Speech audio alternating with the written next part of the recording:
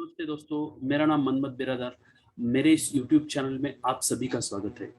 और आज एक बहुत ही महत्वपूर्ण ऐसा एक विषय हम चर्चा करने जा रहे हैं। जैसे हम रेगुलर इंफॉर्मेशन लेते हैं, बहुत सारे सब्जेक्ट के बारे में चर्चा करते हैं, प्रैक्टिकल हम चर्चा करते हैं, एग्रीकल्चर क्या है, एग्री बिजनेस क्या है और क्या ट्रेंड अभी नए एग्री बिजनेस में आ रहे हैं, एग्रीकल्चर में आए, कृषि कैसे बदलती जा रही है। सो आज एक ग्लोबल लेवल का सब्जेक्ट लेते हैं, जो वर्ल्ड लेवल का सब्जेक्ट है, जो ग्लोब लेवल पे क्या चेंजेस हो रहे हैं, कैसे ग्लोबल लेवल की जो ऑर्गेनाइजेशन से कैसे काम करते हैं ग्लोबल लेवल की, वो ऑर्गेनाइजेशंस का अपने एग्रीकल्चर इंडिया पे क्या असर पड़ता है, उसका क्या इम्पैक्ट हमारे कृषि पे आता है।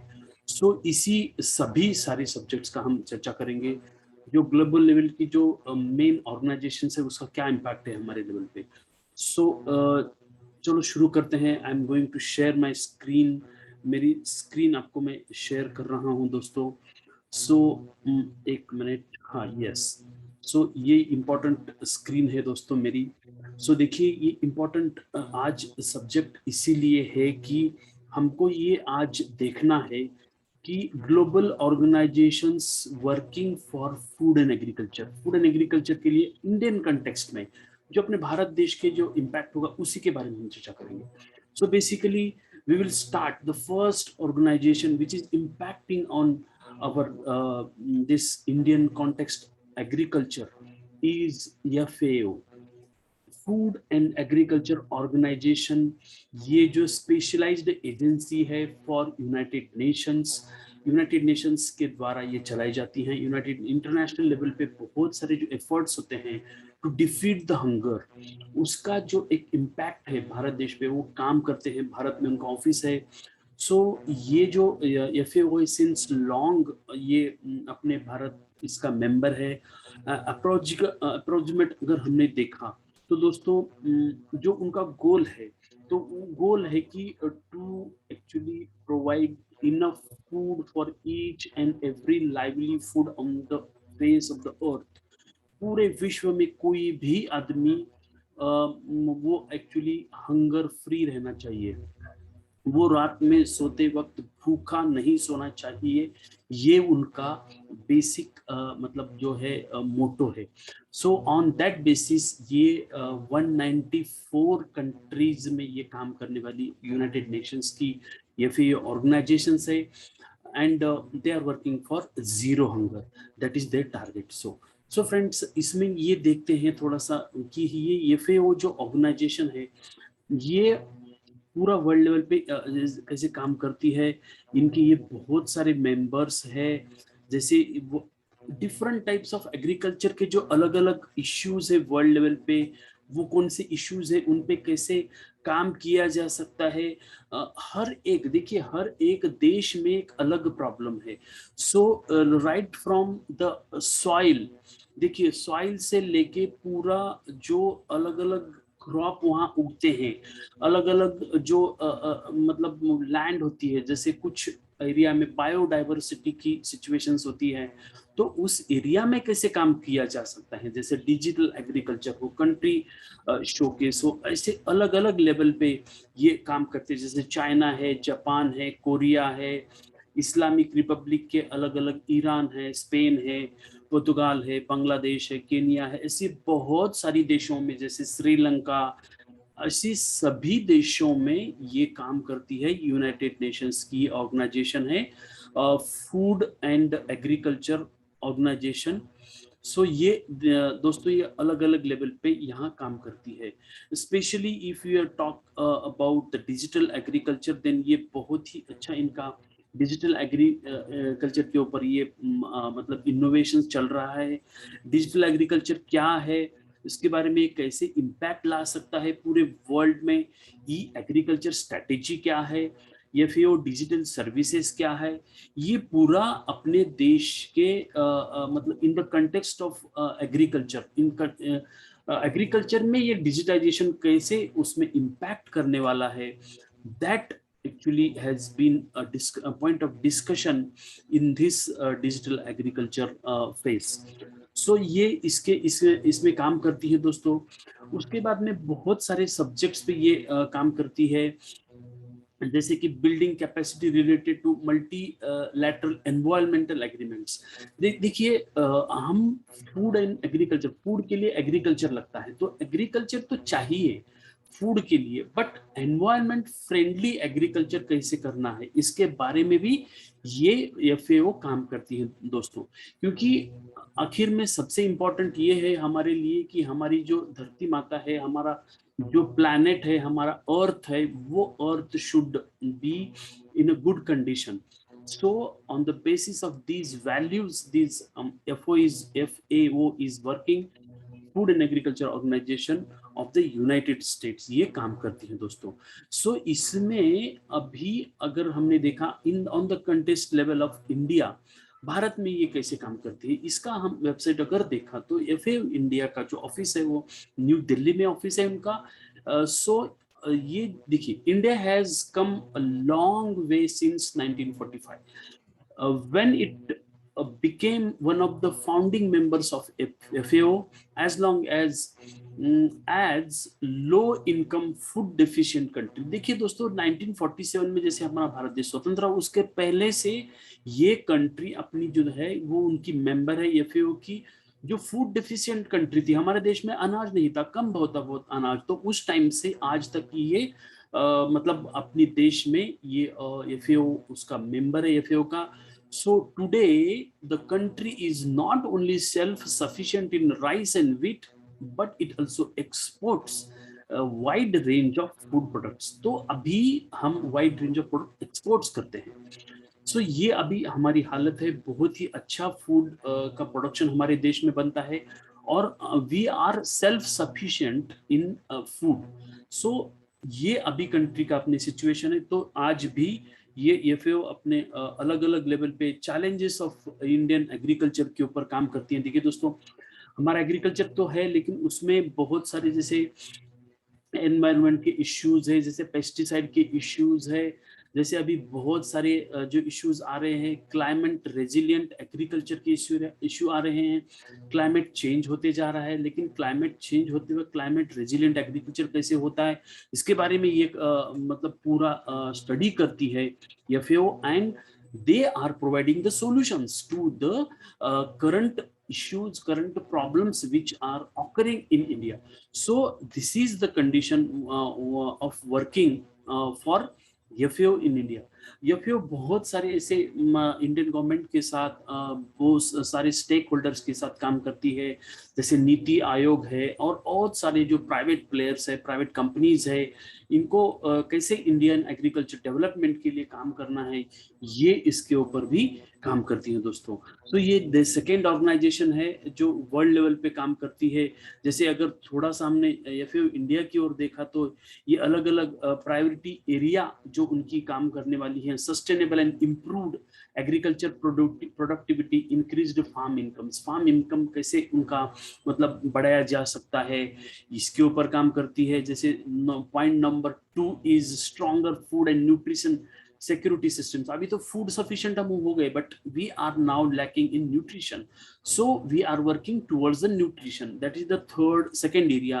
now the third is effective natural resource management, इसके ऊपर काम करती है। दूसरा चौथा है enhanced social inclusion, इस पे काम करती है, skill development and employment in agriculture. So ये अलग अलग मतलब एक प्रोजेक्ट लेके काम करती है एफएओ इंडिया। तो ये इंडिया लेवल पे इनका काम है। Now we are turning to the second organization, which is a global level organization working for agriculture in the Indian context, and that is international fund for agriculture development. देखिए दोस्तों, एक organisation है, so ये भी मतलब international investing in rural people, जो rural development report transforming the rural prosperity, ये भी एक यहाँ काम करती है स्मॉल स्केल फार्मर्स के लिए। सो ये पूरा जो काम करते हैं, ये सेकेंड ऑर्गेनाइजेशन है, ग्लोबल ऑर्गेनाइजेशन फूड सिस्टम के लिए, रूरल पीपल के लिए काम करती है, and this is also a good organization working for rural people and rural agriculture। So this is the second organization। now we are turning to the third organization which is working for global agriculture, global level, actually that is called World Trade Organization, WTO. You may be knowing about this World Trade Organization. Actually, this is an trade organization working at world level पे ये काम करती है।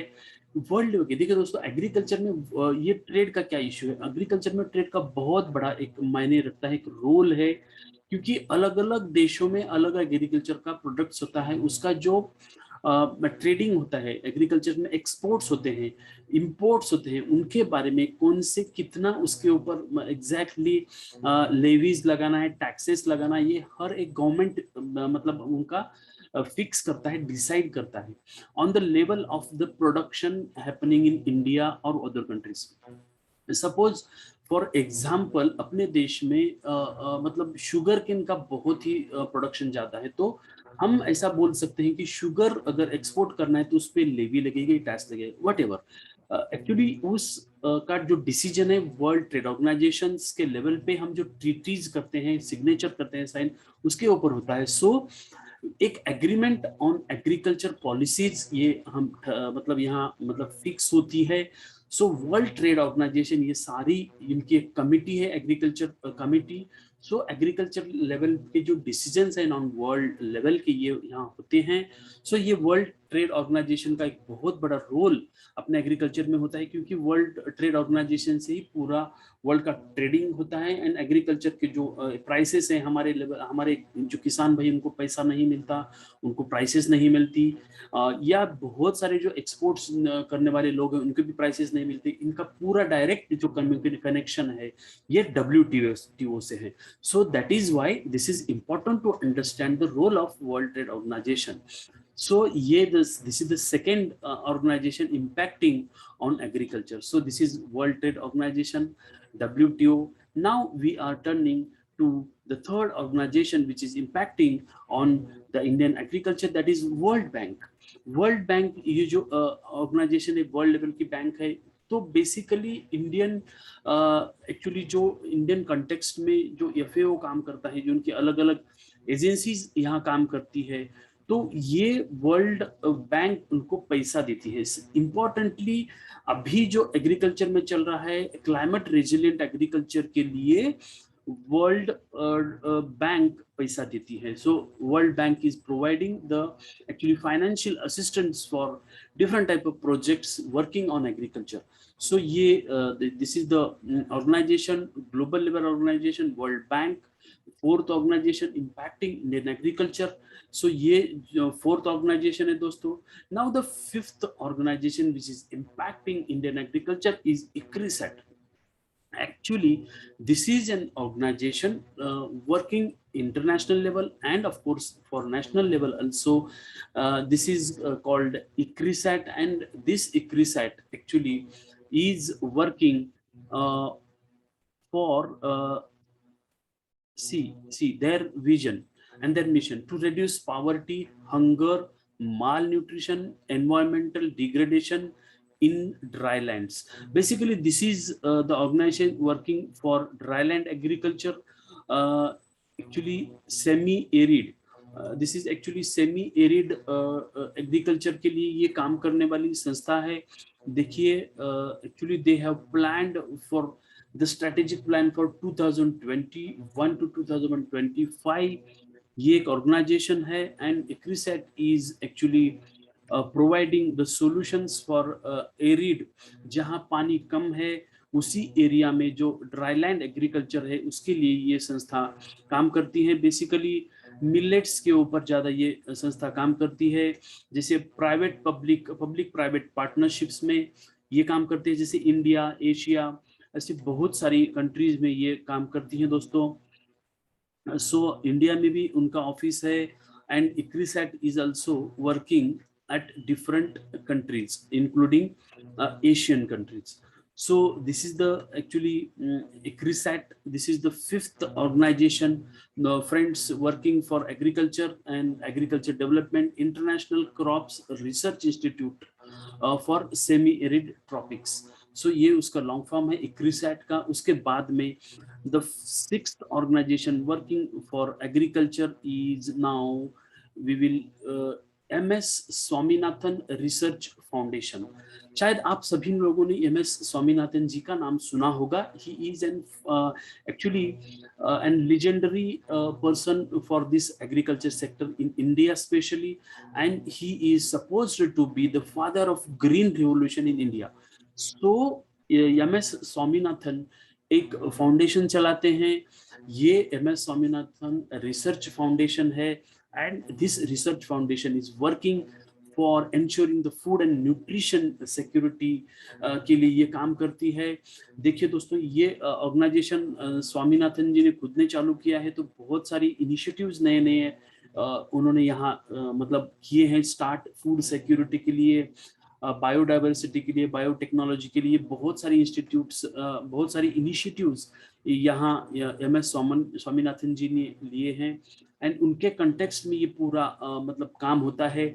जैसे basically this is an organisation actually working only for Indian agriculture, because अभी बहुत सारी organisation काम करते हैं इंटरनेशनल लेवल पे, बट हमारे भारत देश में जो इंडियन एग्रीकल्चर वो अलग है, वो कैसे काम करता है उसका एक एग्जैक्ट उनको पता है।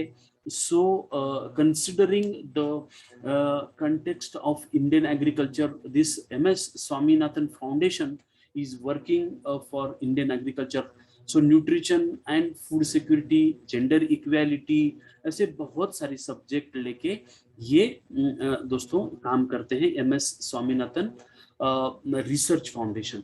सो यहाँ ये बहुत ही उनके अलग अलग प्रोग्राम्स है, you can just have an look of this. जैसे मैंने आपको बोला कि eco technology, food security, information, education, communication, institution, climate change, ये पूरे सारे इंडियन कंटेक्स्ट में जो एग्रीकल्चर के जो ये है प्रॉब्लम है उनको सॉल्व करने के लिए MS स्वामीनाथन रिसर्च फाउंडेशन दोस्तों काम करता है। Now the seventh foundation which is working for Indian agriculture is Indian Council for Research and International Economic Relations.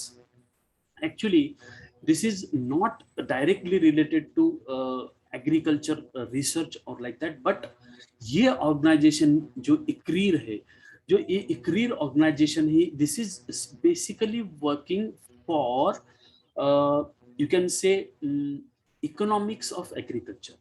देखिए दोस्तों, अगर हमको ट्रेडिंग ऑफ एग्रीकल्चर जाना है, ट्रेडिंग ऑफ एग्रीकल्चर मतलब एग्रीकल्चर कृषि में जो अगर बहुत सारी हमारे ग्रेन्स होते हैं, फूड ग्रेन्स होते हैं, उसमें एक्सपोर्ट्स होते हैं, या ऐसी बहुत सारी जो बातें होती हैं, सो इनका अगर आपको आपके बिजनेस में प्रॉफिट है या लॉस है, उनका पॉलिसी कैसे चाहिए, इकोनॉमिक रिलेशंस कैसे पूरा वर्ल्ड लेवल पे या फिर इंडिया लेवल पे चाहिए, उनका ट्रेड इन्वेस्टमेंट, ये पूरा एग्रीकल्चर पॉलिसी एंड इनोवेशन। देखिए ये जो है ना प्रोजेक्ट्स अंडर एग्रीकल्चर मॉड्यूल, ये मतलब ये जो संस्था है Indian council for research on international economic relations, economic के लिए काम करती है।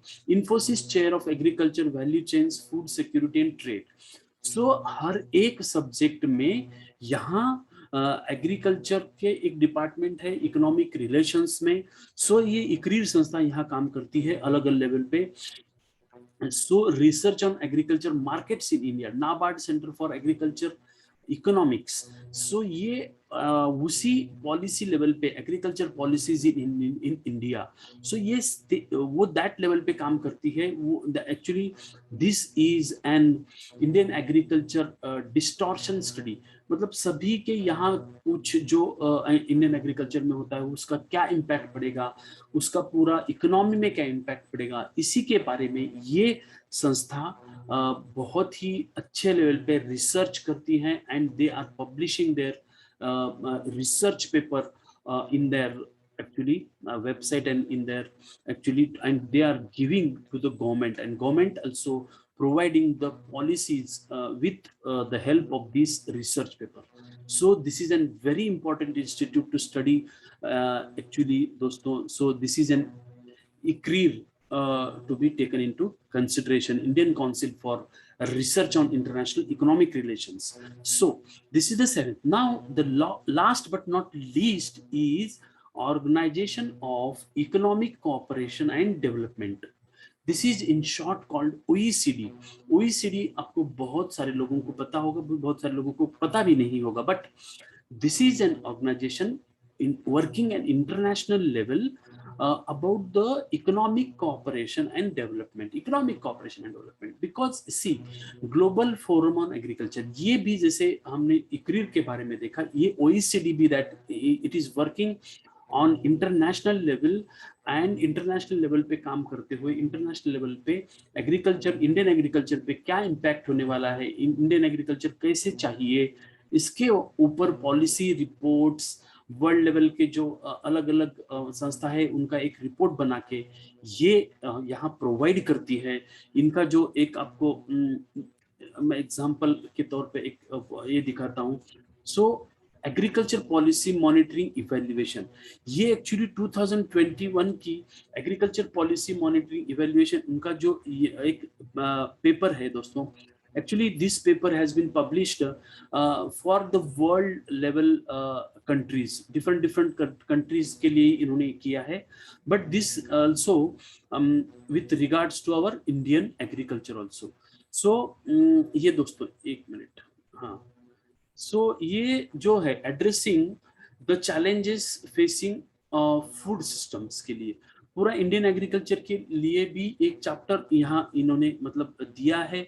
So this is the actually organisation working for different type of different countries जैसे चाइना, कोलंबिया, ये अलग अलग, कोस्टारिका, यूरोपियन यूनियन, आइसलैंड, सभी देशों के लिए, जैसे इंडिया एंड इंडोनेशिया. अभी इंडिया के लिए 25 पेजेस की जो support of agriculture, recent policy changes, assessment on recommendations उसमें क्या है, कंटेक्चुअल इंफॉर्मेशन, ये सभी के बारे में, इंडिया के बारे में, भारत देश के बारे में इन्होंने यहाँ अपनी राय तैयार की है, अपना पेपर दिया है, अपना रिसर्च पेपर दिया है. So this is also good policy के लिए ये भी यहाँ मतलब दोस्तों ये काम आता है. So this is the last but not least the organization which is working for in the context of agriculture. So OECD Global Forum on Agriculture, ये global forum है agriculture के लिए. OECD Global Forum on Agriculture policies for more resilient agro food sector. More agro resilient का मतलब है कि जो अच्छा एग्रीकल्चर है, जो कुछ मतलब अपने लॉन्ग टर्म के लिए फूड सेक्टर में जो काम आएगा. So that type of agriculture they are actually policy वो मेकिंग कर रहे हैं, वो पॉलिसी बना रहे हैं. OECD एक रिसर्च बनाती है, उसके लेवल पे जाके वो अपने अलग अलग सारे अपने देश में, भारत देश में उसका पॉलिसी से ले पॉलिसीज बनती है on the research paper. So these are the eight organization, different types of organizations. Actually, there are many, but these are the major who are actually impacting on the Indian agriculture. So these are the global level organizations working for food and agriculture in the Indian context, दोस्तों. So thank you once again for watching my video. And आपको ये video मेरे कैसे लगा आप जरूर मुझे comment box में लिख सकते हैं दोस्तों. So thanks once